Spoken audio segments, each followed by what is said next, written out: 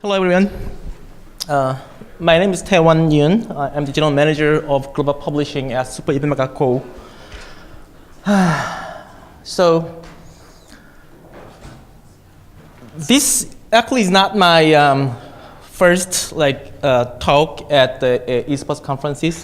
Building a sustainable esports ecosystem is the latest one on my series of talks I have done over the last 4 years. And it essentially takes what we have been doing as a company to grow our own esports ecosystem, and that's sustainable. And what we predict that we'll need to be doing over the course of coming years.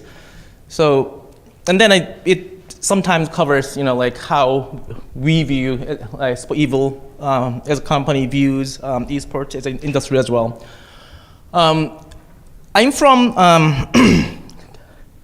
San Francisco, a bit north from here. And Super Evil is a mobile game company developing a mobile title called Vainglory. We are still a small startup, but funded pretty nicely at 61 million so far. A lot of mobile game companies if you have 60 million funding, usually you go out and develop 100 different mobile titles. We figured that it'd be a pretty nice idea to put all the egg in one basket, so that's why we did a Vainglory. And then now we are known as someone who builds crazy people who builds a core game on mobile platform and try to create a esports ecosystem around it. When I first talked about this is our dream to build a sustainable esports ecosystem at a conference, I had to start with I know you guys think that we are crazy, but we are really working on a core game on mobile. And then we really believe that mobile esports is going to be maybe even bigger than PC. I called it a traditional PC esports at the time. But if you think about it, esports is something really new. We all are in the starting stage of creating a real industry right now. So calling something traditional actually, to me, sounds pretty funny. Anyways, why we wanted to build mobile esports? Well, simply put, the biggest game on the market on PC right now has, let's say, 100 million MAU from LOL, with 2 billion plus revenue from PC side. But in case of mobile, if you think about it, every one of you have your mobile phone. And then the power of that phone is already close to most of the PCs a few years back. In other words, you have a PC in your pocket, and then that's where we started to think that, well, mobile can be a serious gaming platform, and also because of this accessibility, and then the fact that you can access it anywhere, which is similar to traditional now, not esports, traditional sports do. If you think about soccer or football or baseball, you start to play those as a kid in the alley or the backyard with your friends. So accessibility, a lot of the, one of the key element that any sport has. And then traditional esports on PC or console unfortunately doesn't have that, because you are confined in your room, or in case of Asia, you are confined in a PC game room or whatnot. So anyways, that was our thesis 4 years ago, and then both of them are actually becoming a mainstream trend now. If you look at PUBG or mobile or Fortnite, essentially hardcore gaming is now starting to take over mobile as a key genre.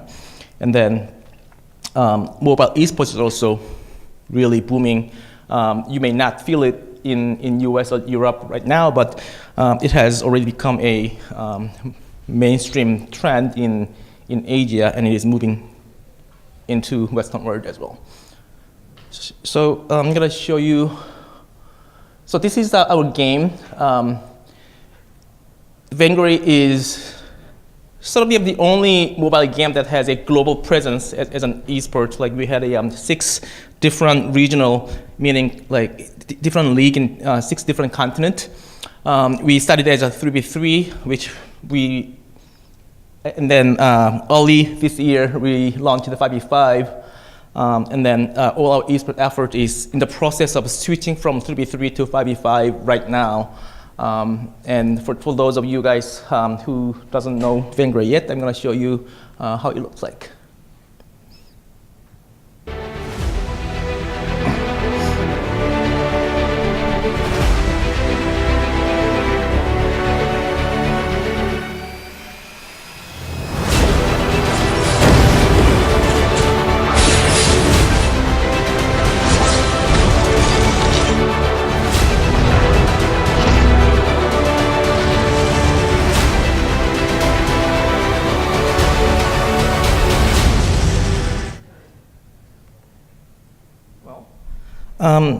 Our latest event, like global event we did was actually, we had our 3rd World Championship in Singapore with over 100,000 concurrent viewers around the world except China, which was really small compared with all the PC esports, but like pretty big, proud moment for us because we were able to like tripling our audience year over year.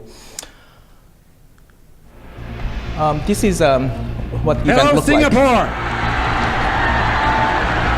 It's incredibly special for me to be here because this is where Vainglory began. Doing the global unveiling of Vainglory 5v5. The crowd is losing their minds. I'm here with you guys, literally the founding community, unveiling the biggest update that Vainglory has ever seen. See that gorgeous river? If you move with the river's current, you run faster. It's pretty badass, especially. Right. Well, like what we have done last year is not really a point of today, so I'm gonna move on.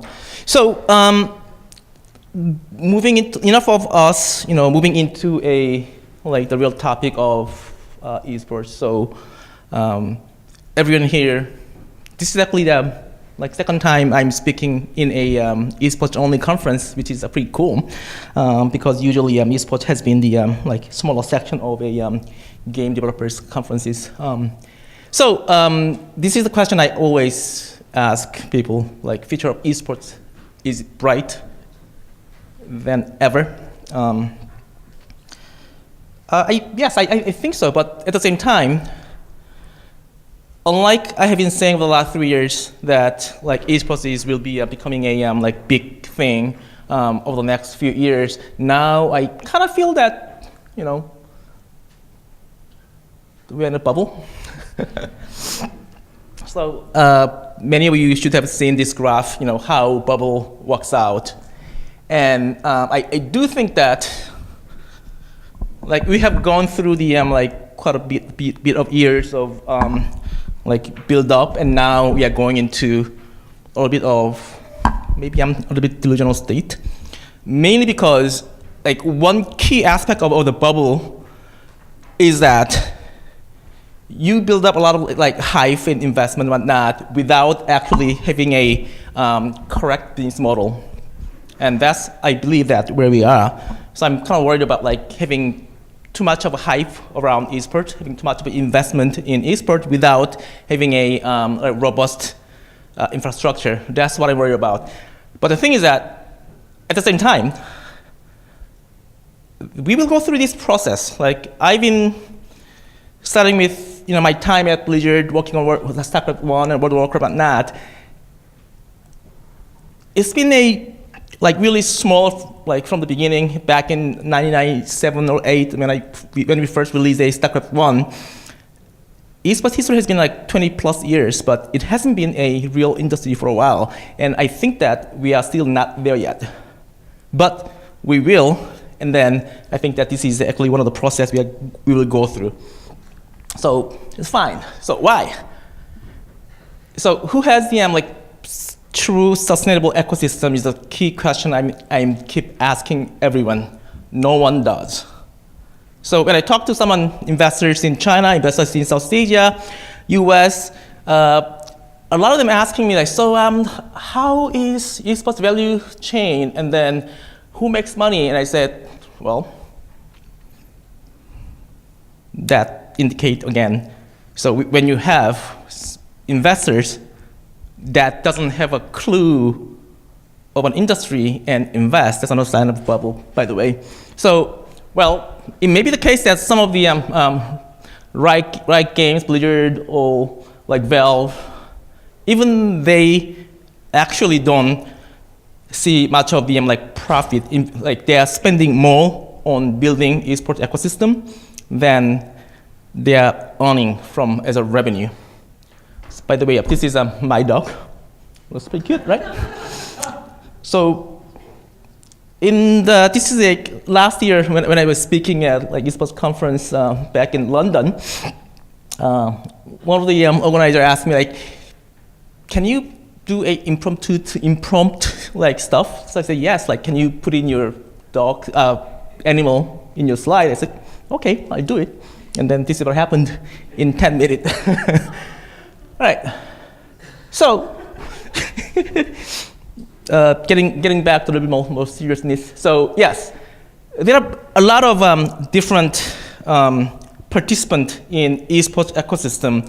Me, as someone who's from developer, usually we are in actually driver's seat because we own IP. Same with Blizzard, Riot, or whatnot. But there are a lot of people. Some of you should have come from came as an organizer. Some came as a production. Sometimes they are the same. Sometimes they are not. A lot of you guys should have been player, and then brands who are interested in what we can do. So, the thing is that how this value chain works out, and then who takes what needs to be disputed, we are still in the state of figuring out. So if there is someone who here interested in understanding how esports works out and then understand, we don't know either. We are still figuring out. So good example of this. The biggest esport in the world, LOL World Championship. This is really interesting data. I don't know if this is true or not, which is another problem we have. So LOL World Championship viewership, average CCU of 33 million, including Chinese viewers, right? So this is amazing achievement, right?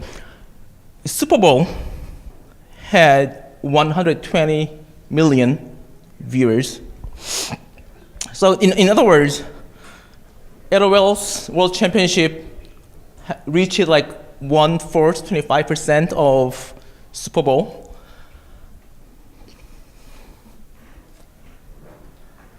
So let's assume that it's the same stat.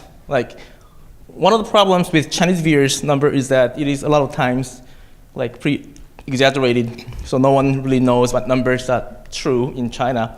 So which is another problem I'm gonna address a little bit later.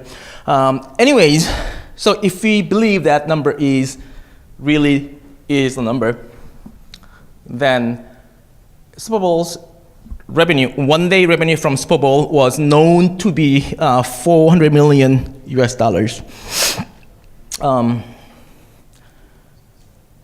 Does World Championship Riot, LOL had 400 million? Well, actually 1/4 of that, close to 100 million. I doubt it. If they are,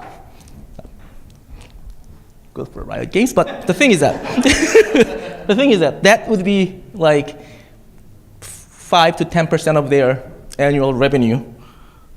So this is where I think that where we are.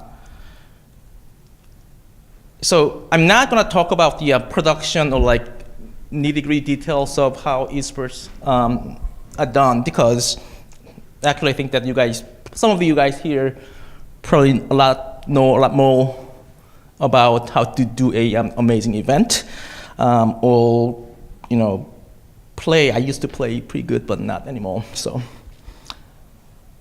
the question I'm having, and what needs to be done to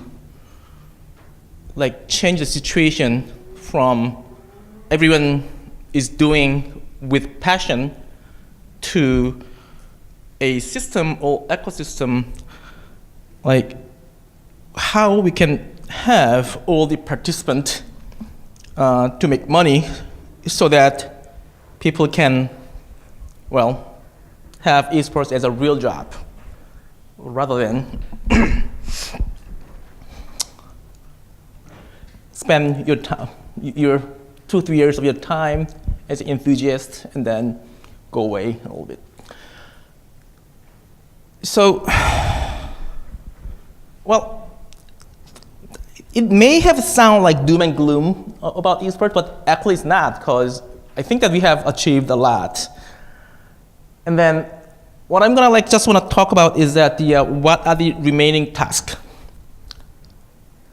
to reach a state that esports becomes a truly truly sustainable ecosystem. Some of these we are working on, some of these I hope we will, and then some of it, I hope some of you guys here will hope to think about them and then build along with me and all other esports as an industry. So there are 4 things I listed out here, legitimizing esports, meaning, legitimizing esports. And how to increase production value. What it means is mainly, if you, as a gamer, watching LOL, watching Dota 2, watching even Vainglory, is an exciting moment, but will it be the same to people who doesn't really understand or play that game? When I talk to people, even some of the people who has been in esports industry, they say, hey, Dota 2 match, LOL match, exciting because people are excited. Instead of, sometimes I have a hard time to follow what's going on the screen. So those are the stuff that I'm talking about here. And then when I talk to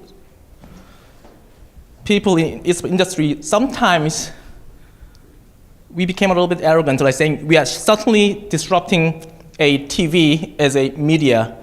It doesn't mean that we disrupted their revenue stream. Yeah, actually we disrupted TV's revenue stream. They're extremely worried about esports. They're extremely interested in working with us to figure out how to defend their fortress. So a lot of times, streaming companies or esports organizers think that the TV is a dying medium, but truth is that that's where the money is. And then while we are disrupting TV, that money is actually evaporating because TV industry is losing money, losing the revenue. That doesn't lead into revenue increase into esports industry's revenue increase. That LOL number I show you, I talked about, is exactly the stat that shows what's happening there. So how we work with linear media is something that we should figure out. Linear media means that the TV, non-streaming media. And then finally, it is a little bit tricky for a game developer to say, but I also think that one of the key of disrupting or going the next step of esports is actually democratizing a ecosystem, because there is one big elephant in the room in the esports industry whenever people talk about value chain. So a little bit later. So the first one, this one is probably the easiest one. We want esports to be recognized as sports. And then a lot of effort ongoing. I think that the Jason from the Esports talked about it this morning. But esports is on the way to become recognized as like real sport by people in Asian Games and Olympics and not. Why this is significant? Like, to be perfect honest with you guys, I actually don't give a shit about Asian Games or Olympics.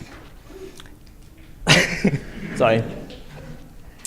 But it helps to have people who doesn't understand esports to think us as something serious. That's why this is important. I care more about building a sustainable ecosystem and like industry, because that's what I do. Sorry. Another thing is that the career path in esports is quite tricky. Like, a lot of people start young, 2-3 years, maybe 4-5 years. I don't know. Like, it has been so short time that career path, how we care about those people who spend their time, their life, early life in esports. Like, I think we should really think about how do we care about them. I don't have an answer to that yet. The other thing is that government relation. I typically try to like put some distance to any government in this world, because usually it slows you down a lot. But at some point, you will have to think about, like authorities on, because legitimization means that making legal or recognized. And so I move on. So production value, there are multiple things that this falls onto it. A lot of this is actually I'm really excited about, because this is what we as a developer have a lot of impact. So for example, the like one of the things that I talked about, Dota 2 examples, Overwatch, FPS, it is really hard to follow, understand, because they were not built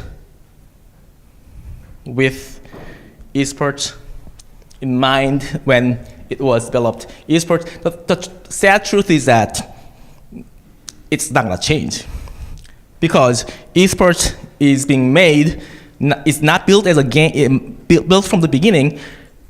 It is recognized by fans that as an esport. What I mean by that is that if you build a game as an esport, you're gonna fail. If you build a good game and people enjoy it, then you have an esport, meaning production value of esports is always a second thought. This doesn't change, no matter how big a developer is. I've been with Blizzard, I've been in Wargaming, now I'm with like small startup, but anyways, like no matter how big development team you have, you always have thousands of stuff that you need to work on. And then, like, unfortunately, esports support doesn't come in early on. So that's why, at least what we can do is that have that in mind and build an engine with how to build in all those stuff later on. So automated like diverse camera support, like automated like replay or zoom in, zoom out to players on the screen, provide esports is a computer. It's done by computer. Like, we have all the data. We can show it in a way that no other sports can do. We are not doing it yet.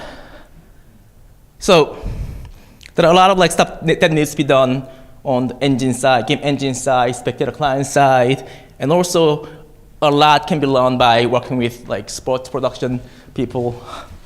So, and then the other thing is that like I said, when we did our first esports in China, I was really excited to see a number, the CCU of our esports, the first event was bigger than our entire audience in China.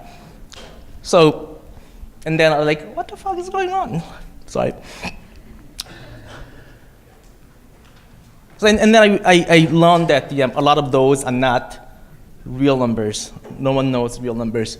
And in case of Western, for us to talk to mainstream media or advertisers or brands, we need better numbers, like how people are tracking. Again, this is a freaking Sorry again, I'm excited.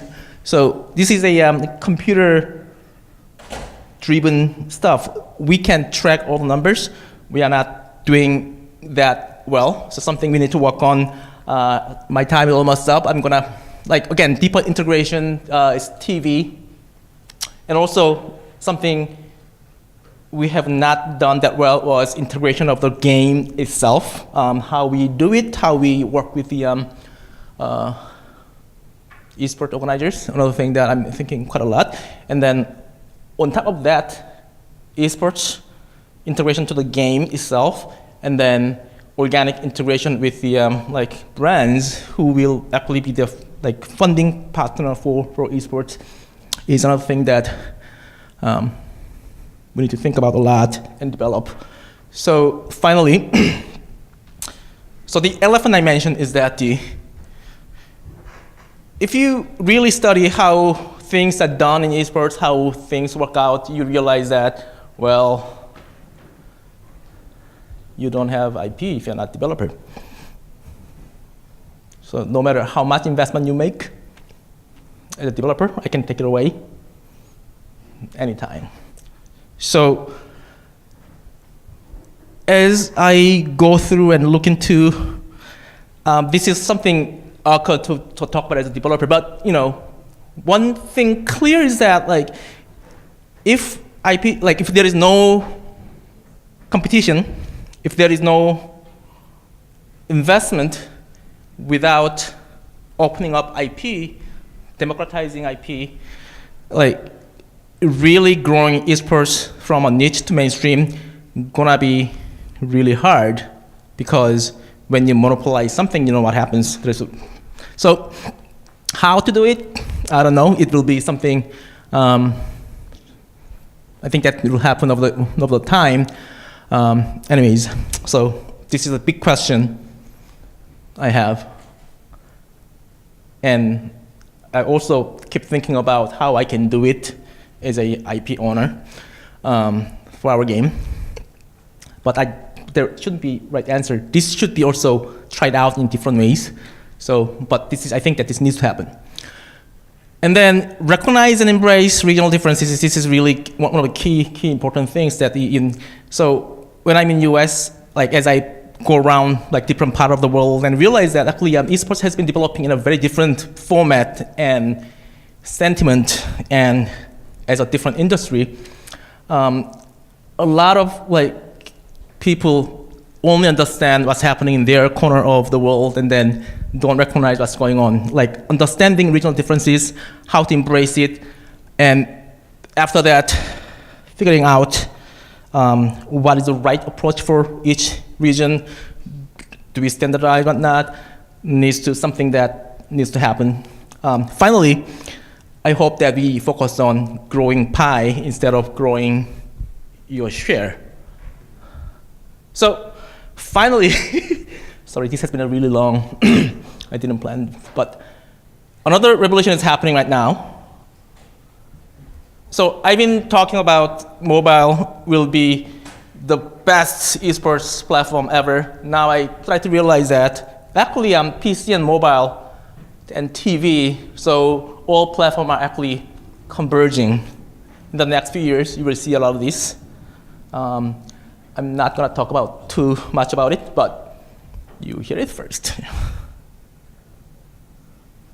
Right, so yeah.